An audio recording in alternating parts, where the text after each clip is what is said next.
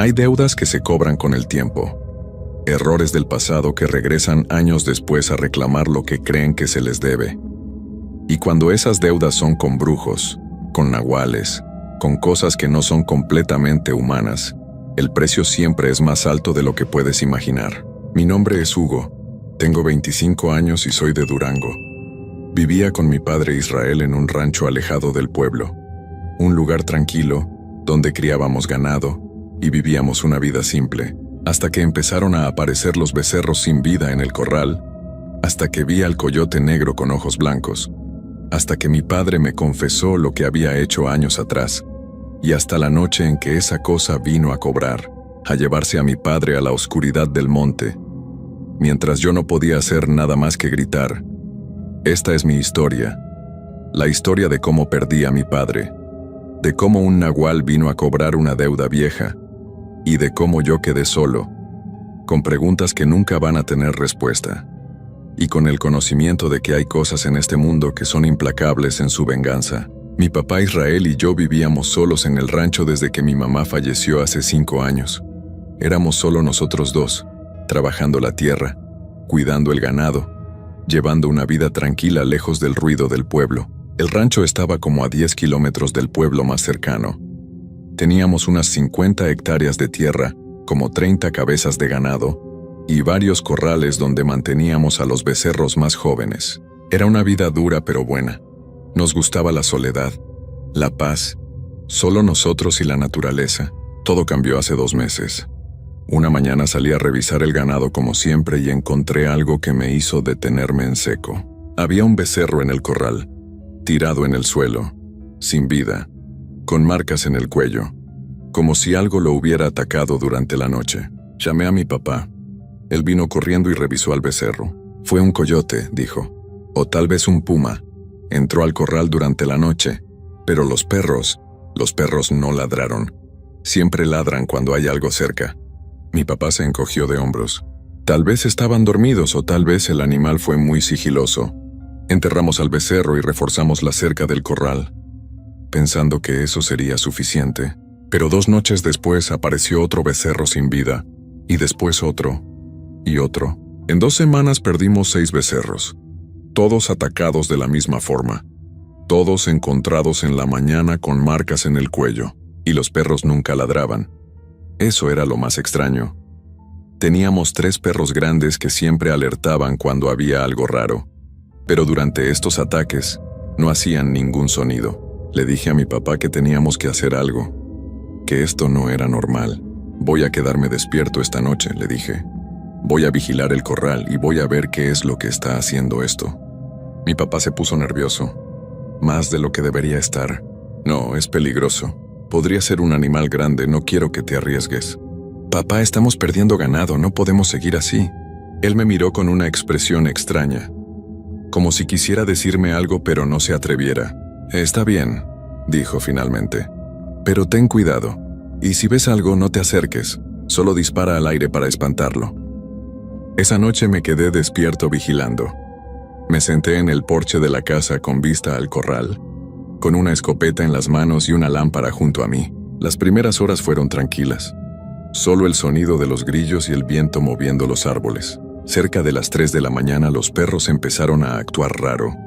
No ladraban, pero se veían inquietos, caminando de un lado a otro, mirando hacia el monte que rodeaba el rancho, y entonces escuché algo. Un sonido que venía de la dirección del corral, como pasos, pero no pasos de animal de 4 patas, pasos que sonaban diferentes. Agarré la lámpara y la escopeta y me levanté.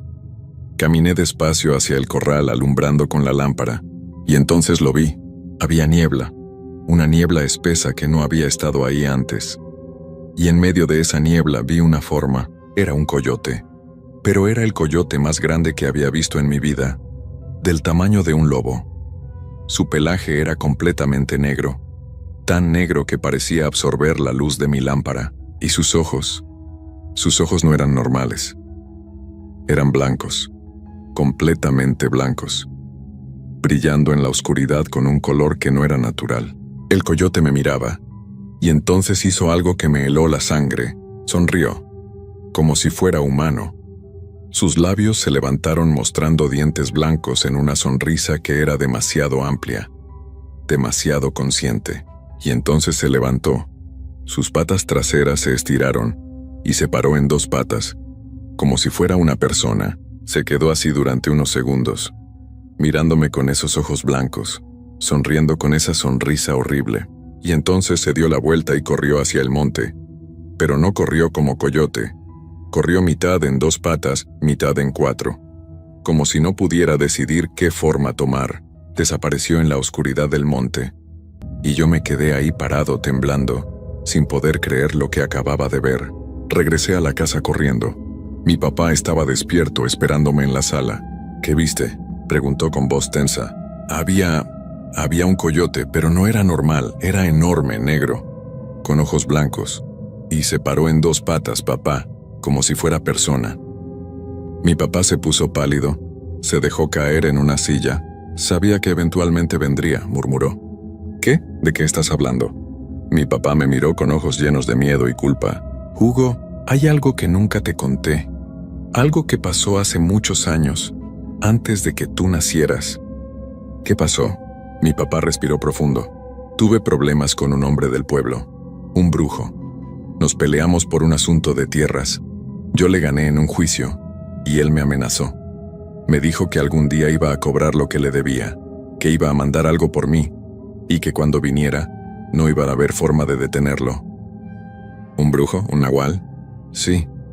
Dicen que podía transformarse en coyote, que andaba de noche haciendo maldades, pero nunca pensé que realmente vendría. Han pasado tantos años. ¿Y por qué ahora? ¿Por qué después de tanto tiempo? No lo sé. Tal vez el brujo se fue antes y dejó esto en suspenso. O tal vez estaba esperando el momento correcto. Pero está aquí ahora, y ha venido por mí. A la mañana siguiente revisé alrededor de la casa, y encontré lo que temía, huellas. Por todos lados. Algunas eran claramente de coyote, patas con garras marcadas en el lodo, pero otras eran de pies humanos, descalzos, con dedos largos, mezcladas con las huellas de animal, como si algo estuviera cambiando entre las dos formas mientras caminaba. Las huellas rodeaban toda la casa, como si la cosa hubiera estado dando vueltas, estudiando, planeando. Mi papá las vio y se puso aún más nervioso. Tenemos que irnos, dijo. Tenemos que salir del rancho. ¿A dónde vamos a ir? No sé, al pueblo, con familia, donde sea que haya más gente. Papá, no podemos simplemente abandonar el rancho. Esta es nuestra casa, nuestro sustento. Hugo, esa cosa va a volver, y cuando lo haga va a venir por mí. No quiero que estés aquí cuando eso pase. Pero no nos fuimos. Yo convencí a mi papá de quedarnos, de proteger el rancho, de no dejar que esa cosa nos corriera de nuestra tierra. Fue un error.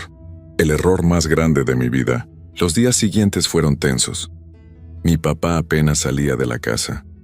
Se quedaba adentro, nervioso, mirando por las ventanas, esperando, y cada noche escuchábamos cosas, pasos alrededor de la casa, rasguños en las paredes, los perros aullando pero nunca ladrando, como si tuvieran demasiado miedo para hacer ruido, y cada mañana encontrábamos más huellas, siempre más cerca de la casa, como si la cosa estuviera acercándose, probando, esperando su momento. Una noche, cerca de las 2 de la mañana, escuchamos algo diferente. Golpes, fuertes, violentos, venían del corral, y entonces un gruñido tan profundo y horrible que hizo vibrar las ventanas de la casa. Mi papá se levantó de golpe. Su cara estaba pálida, sudando. «Está aquí», susurró. «Ha venido por mí». «Papá, quédate adentro, yo voy a revisar». «No, Hugo, es peligroso esa cosa». Pero yo ya había agarrado la escopeta. Ya estaba caminando hacia la puerta.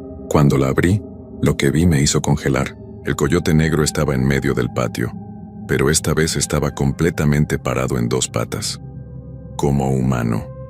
Sus brazos colgaban a los lados, largos, demasiado largos, y su cara era una mezcla horrible de coyote y humano, con hocico pero también con rasgos que parecían de persona. Y esos ojos blancos mirando directamente hacia la puerta, hacia mí. Levanté la escopeta, apunté, Pero antes de que pudiera disparar, mi papá salió corriendo de la casa. Pasó junto a mí, corrió hacia el patio. ¡No!, grité. ¡Papá, vuelve! Pero era tarde. El coyote se movió con velocidad imposible. Se lanzó hacia mi papá. Lo golpeó con tanta fuerza que mi padre salió volando hacia atrás. Cayó al suelo con un grito de dolor. Disparé. La escopeta rugió, pero fallé. O tal vez le di, pero no le hizo nada, porque la criatura no se detuvo. Se acercó a mi papá. Lo agarró con esas manos que eran mitad garras y empezó a arrastrarlo hacia el monte, hacia la oscuridad. ¡Hugo!, gritaba mi papá. ¡Hugo, ayúdame! Corrí hacia ellos. Traté de alcanzarlos, pero el coyote se volteó y me golpeó con una de esas manos horribles. Me mandó volando. Caí al suelo. El impacto me dejó sin aire. Para cuando me levanté, solo podía ver la silueta de la criatura arrastrando a mi padre hacia el monte. Mi papá seguía gritando, llamándome, rogándome que lo ayudara. Corrí tras ellos. Corrí tanto como pude, pero cuando llegué al borde del monte ya no había nada, solo oscuridad y silencio. Los gritos de mi papá se habían detenido. «¡Papá!», grité hacia la oscuridad. «¡Papá, ¿dónde estás?». No hubo respuesta, solo el viento moviendo los árboles. Busqué toda la noche, con mi lámpara, gritando su nombre, revisando cada árbol, cada arbusto, pero no encontré nada. A la mañana siguiente llamé a la policía. Vino una patrulla. Les conté que algo había atacado a mi padre, que se lo había llevado al monte. No les dije que era un nahual. No les dije sobre el coyote negro que se paraba en 2 patas. Sabía que no me creerían. Buscaron durante 3 días, con perros, con equipos de búsqueda. Revisaron todo el monte alrededor del rancho.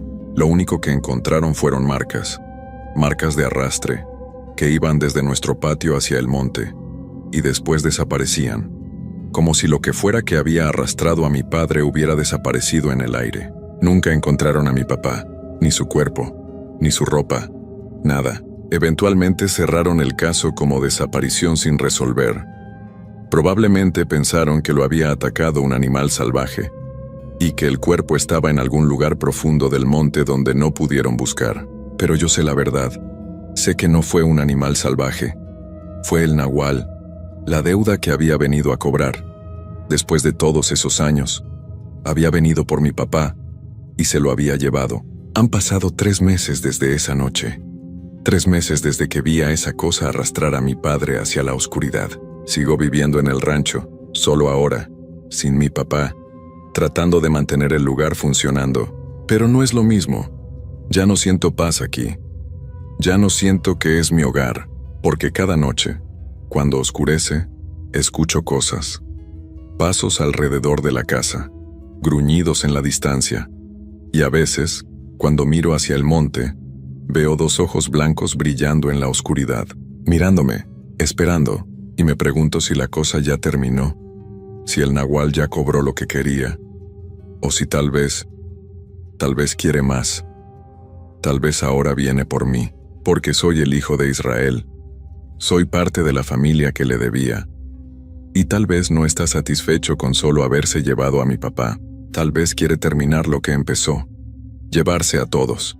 Destruir completamente la familia que le hizo daño todos esos años atrás. Vivo cada día con ese miedo, con esa incertidumbre, mirando sobre mi hombro, revisando las sombras, y cada noche cuando me acuesto, me pregunto si esta va a ser la noche en que esa cosa decida volver, en que escuche los golpes en la puerta, en que vea al coyote negro parado en mi patio, esperándome, como esperó a mi padre, para llevarme también, a la oscuridad del monte, a donde sea que llevó a mi papá, a donde nunca voy a ser encontrado, porque esa es la verdad sobre los nahuales. Cuando vienen a cobrar una deuda, no se detienen hasta tener todo lo que creen que se les debe, y mi familia le debía.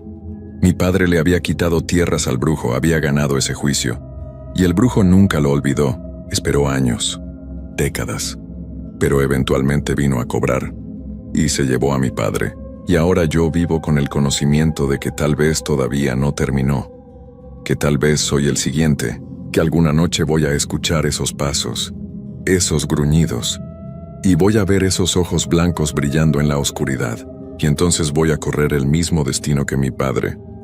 Voy a ser arrastrado hacia el monte, hacia la oscuridad de donde nunca voy a regresar. Solo marcas en el suelo, solo evidencia de que algo me llevó, pero nunca voy a ser encontrado, como mi padre, que sigue perdido en algún lugar, en alguna parte del monte, o en algún otro lugar, algún lugar peor, donde el nahual lleva a sus víctimas, a donde se cobra las deudas, para siempre. Y yo vivo sabiendo que ese es mi futuro, mi destino, sellado desde el momento en que mi padre hizo enojar a ese brujo hace tantos años, esperándome, en la oscuridad, con ojos blancos brillando, con una sonrisa horrible, con garras listas para arrastrarme, hacia el mismo final que tuvo mi padre, hacia la misma oscuridad de donde nunca voy a escapar, porque las deudas con los nahuales siempre se cobran, siempre, sin importar cuánto tiempo pase, sin importar cuánto te escondas, eventualmente vienen, y cuando lo hacen no hay escapatoria, no hay salvación, solo hay oscuridad, y el sonido de algo arrastrándote hacia el monte, mientras gritas un nombre que nadie va a escuchar, como gritó mi padre mi nombre, mientras yo no podía hacer nada, mientras miraba impotente cómo se lo llevaban, y pronto alguien va a ver lo mismo conmigo.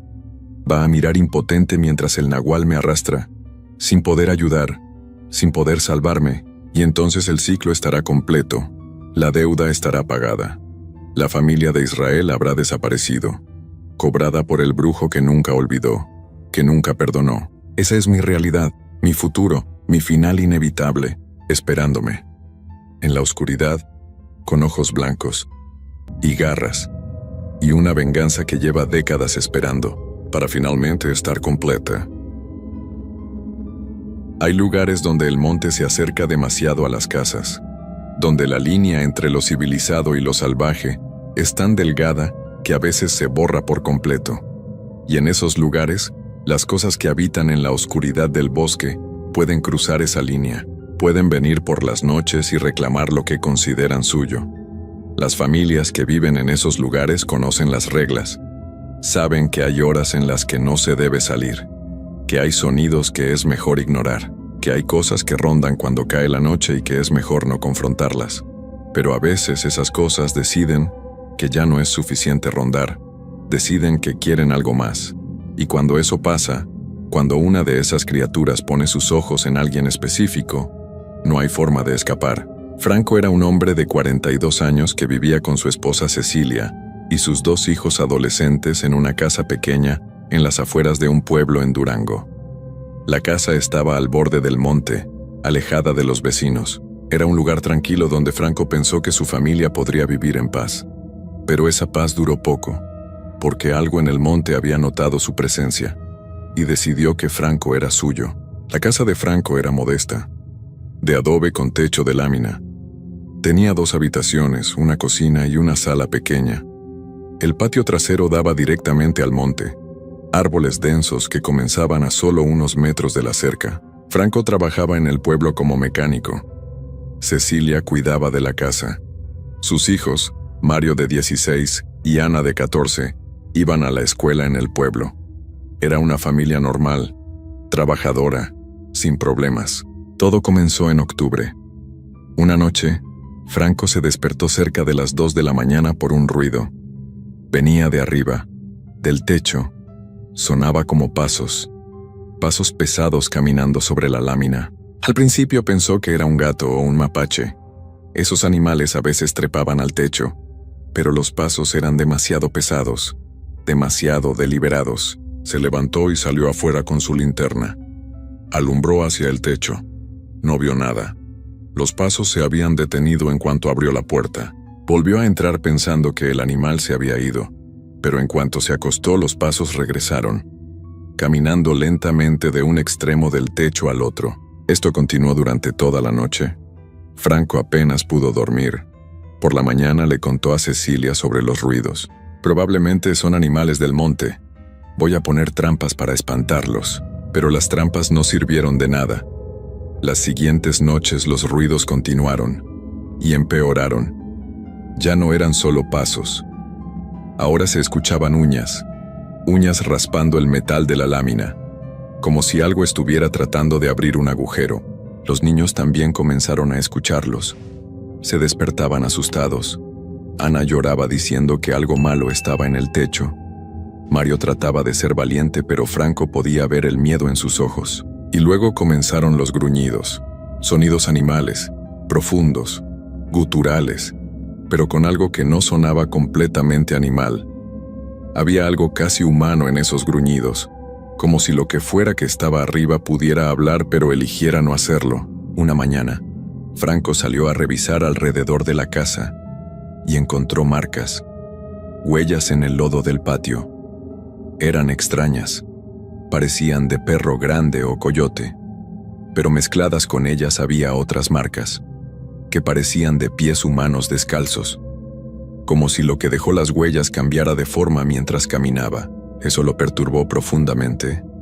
Ningún animal dejaba huellas así, ningún animal que conociera. Fue a hablar con sus vecinos.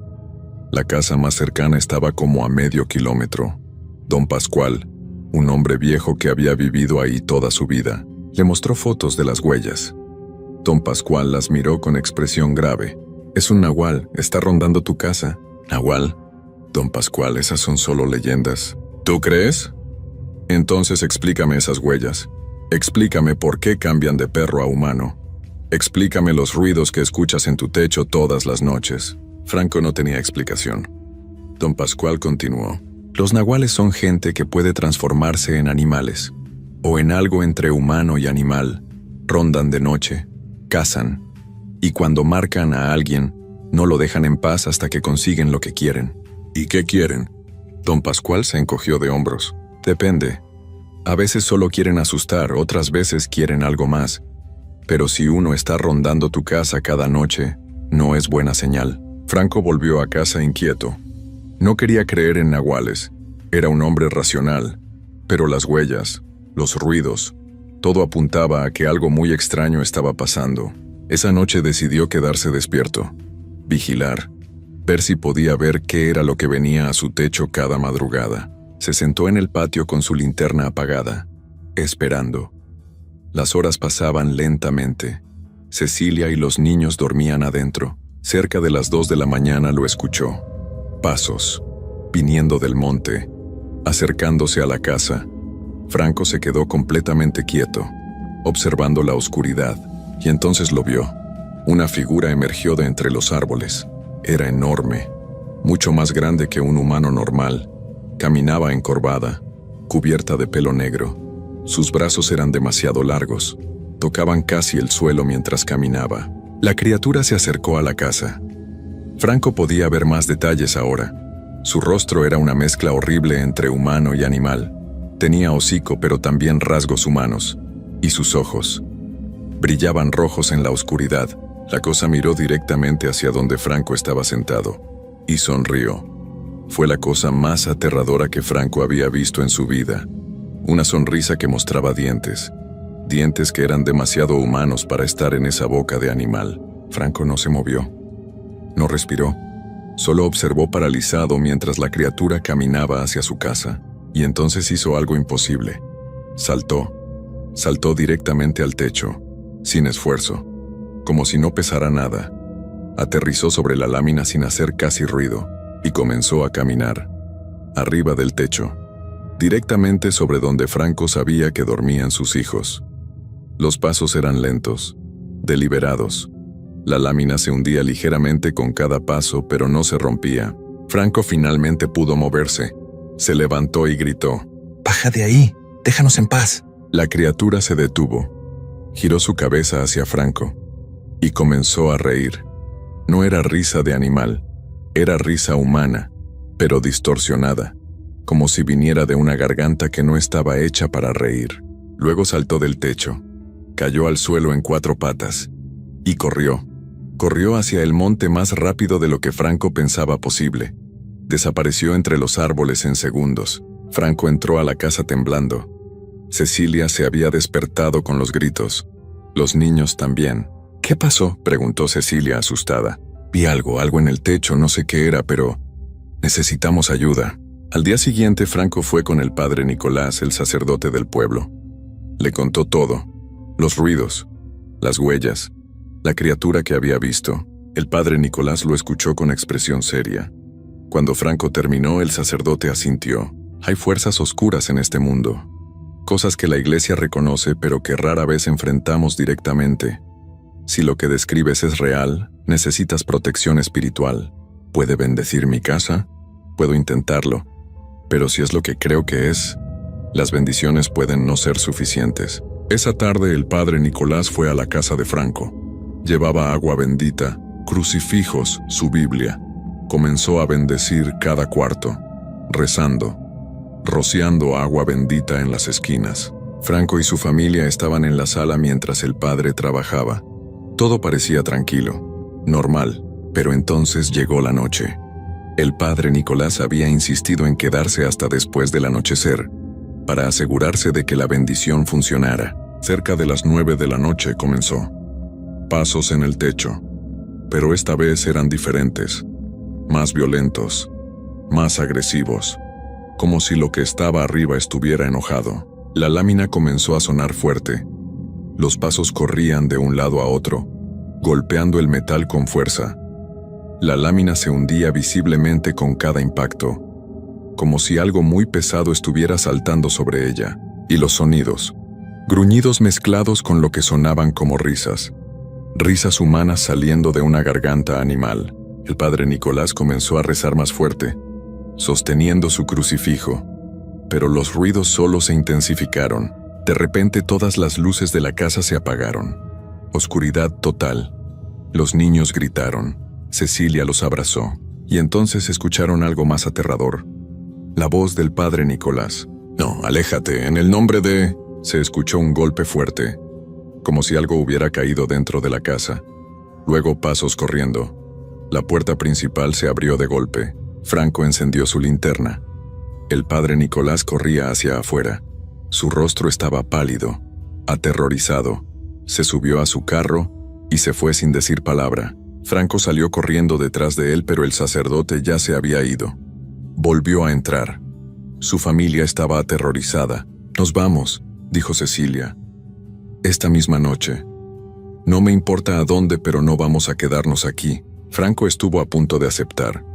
Pero entonces escuchó algo. Arriba, en el techo. Pasos. Caminando lentamente, deliberadamente. Y esa risa horrible que sonaba casi humana. «Sí», dijo Franco. «Nos vamos. Empaquen solo lo esencial. Salimos en 1 hora». Cecilia corrió a empacar. Los niños también. Franco se quedó vigilando, escuchando los pasos arriba que no paraban. Pero entonces sucedió algo. Los pasos se detuvieron. Silencio. Un silencio tan profundo que era aterrador. Franco miró hacia el techo, esperando. Su corazón latía fuerte, y entonces escuchó un golpe. Algo grande había caído en el patio trasero. Luego otro golpe, en la puerta trasera. Algo estaba tratando de entrar.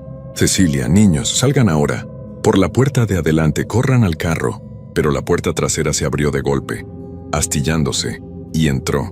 La criatura, el nahual, en toda su horrible gloria, era más grande de lo que Franco recordaba. Casi tocaba el techo.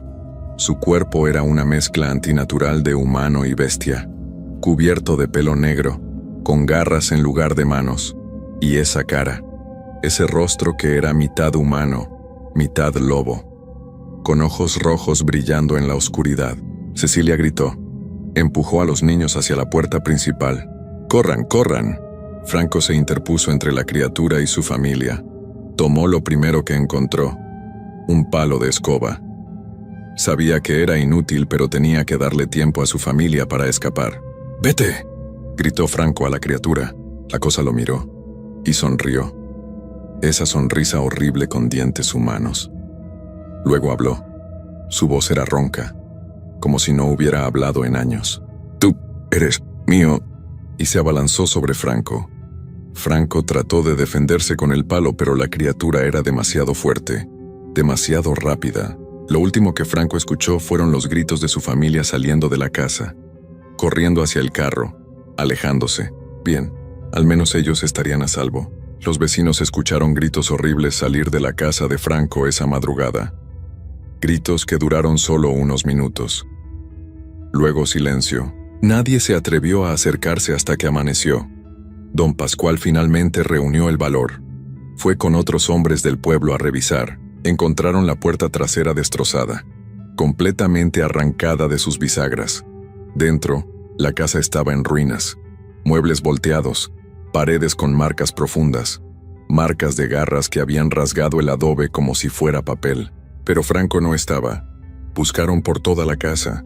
No había señal de él. Entonces encontraron el rastro. Marcas en el suelo, como si algo pesado hubiera sido arrastrado. El rastro iba desde el interior de la casa, atravesaba el patio y se perdía en el monte. Siguieron el rastro por un rato, pero se detenía de repente, como si lo que fuera que habían arrastrado simplemente hubiera desaparecido. Y cuando volvieron a revisar el techo de la casa encontraron algo más. La lámina estaba hundida, profundamente, formando huellas enormes, como las de un coyote, pero las huellas eran de algo caminando en 2 patas, no en 4. La policía investigó. Buscaron a Franco durante semanas, revisaron el monte, interrogaron a Cecilia y a los niños, pero nunca encontraron nada. Franco simplemente había desaparecido, como si la tierra se lo hubiera tragado. Cecilia y los niños se mudaron con familiares en otro estado. Nunca volvieron a ese pueblo. Nunca hablaron mucho sobre lo que pasó esa noche. El trauma era demasiado profundo. La casa quedó abandonada. Nadie quiere vivir ahí. Nadie quiere acercarse, porque los vecinos dicen que todavía escuchan cosas. En las noches de luna llena, pasos en el techo de lámina, gruñidos en la oscuridad, y de vez en cuando, gritos. Gritos que suenan como Franco, como si todavía estuviera ahí, en algún lugar, atrapado. Y en el monte, los cazadores evitan cierta área, porque ahí encuentran cosas, huellas extrañas, marcas de garras en los árboles, y de vez en cuando ven algo, una figura enorme, encorvada, corriendo entre los árboles en la noche, y saben que es el nahual, que sigue ahí, que tomó lo que quería, que se llevó a Franco a algún lugar oscuro del que nunca pudo regresar, y que tal vez, solo tal vez, está buscando su próxima víctima, su próxima casa al borde del monte, su próxima familia que cometió el error de vivir demasiado cerca de la oscuridad, porque los nahuales no olvidan, no perdonan, y una vez que marcan a alguien, ese alguien es suyo, para siempre, sin escape, sin esperanza, solo el final inevitable, en las garras de la criatura, en la oscuridad del monte, donde Franco desapareció y donde otros desaparecerán, porque el nahual sigue ahí, esperando, cazando, en la noche sin fin.